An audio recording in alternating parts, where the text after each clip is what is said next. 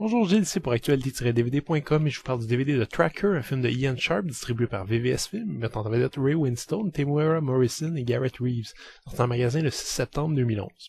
Peu après la guerre des Boers, un ancien fermier sud-africain qui a perdu sa famille tente de trouver une terre en Nouvelle-Zélande, mais dès son arrivée, il est recruté comme tracker par les autorités britanniques afin de retrouver un Maori fugitif qui aurait tué un soldat. Mais bien vite, le chasseur et la proie se découvrent bien des points communs. Je suppose que tout le monde aime bien un bon survival. En tout cas, moi j'aime ça. Au cinéma, le genre est relativement courant, mais les vrais chefs-d'œuvre du genre sont assez rares, et parfois ils apparaissent là où on s'y attend pas. Des bons classiques comme Délivrance, Prédateur ou le premier Rambo, qui parle de traque, de survie, de chasseurs et de proies, arrivent à atteindre un équilibre extrêmement complexe entre sens du rythme et scénario simpliste.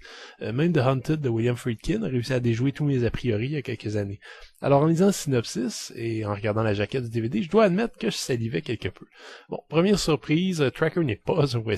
Je sais, en m'informant un peu plus, je l'aurais tout de suite vu, mais je m'étais fié de prime abord à l'affiche, avec ses monuments de Death Valley bien mis en évidence, ainsi qu'au synopsis en arrière du DVD, qui ne fait aucune référence à la Nouvelle-Zélande. Je m'y suis trompé. Ne vous faites pas avoir comme moi, donc l'histoire du début à la fin se déroule en Nouvelle-Zélande, effectivement, ce qui contribue plutôt à faire de Tracker un véritable Eastern. C'est assez paradoxal puisque j'ai vraiment senti que le réalisateur Ian Sharp s'est inspiré des vieux westerns de l'âge d'or des années 40 et 50 justement, pour donner un style particulier à son œuvre. Par une utilisation très effacée, large et naturaliste de sa caméra, on ressent un peu de Howard Hawks ou de John Ford dans ce film, avec ce rythme lent, ces héros intériorisant leurs émotions, avec beaucoup de vécus et autres clichés de toutes sortes. Parce que si l'ambiance est assez agréable, faut admettre aussi que Tracker fait la part belle aux clichés de toutes sortes. On a parfois l'impression que le scénario a été écrit et enterré dans les années 50, puis a été déterré pour être tourné en 2010. J'ai déjà parlé du rythme, mais n'oublions pas également les situations un peu éculées, les personnages très méchants et les autres très gentils, la très grande place laissée au paysage. Justement, ce dernier point est peut-être un des gros avantages de Tracker, parce que rarement la Nouvelle-Zélande aurait été aussi bien mise en avantage à l'écran depuis que Peter Jackson nous l'a fait visiter en long et en large. Mais de façon plus générale, j'ai été déçu de constater à quel point les enjeux historiques et ambigus du film étaient peu exploités.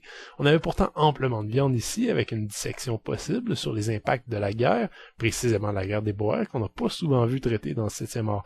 Ajoutons à cela une analyse possible de la colonisation britannique, de son impact sur les peuplades maoris de la Nouvelle-Zélande, et la disparition drastique de leur culture, vous avez un cocktail sociologique imposant qui aurait pu rendre Tracker beaucoup plus puissant qu'il ne l'est.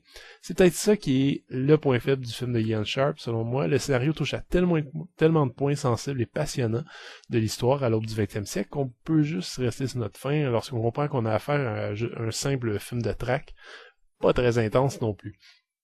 Au moins, les interactions entre les deux héros sont bien effectuées. Ils sont supportés par deux interprétations fortes de l'excellent Ray Winstone, dont travaille sous les à merveille tout le passé tumultueux de son personnage, et de Temuera Morrison, habitué au second rôle, qui fait preuve ici d'un certain courage en plongeant dans un personnage aussi blessé qu'exubérant.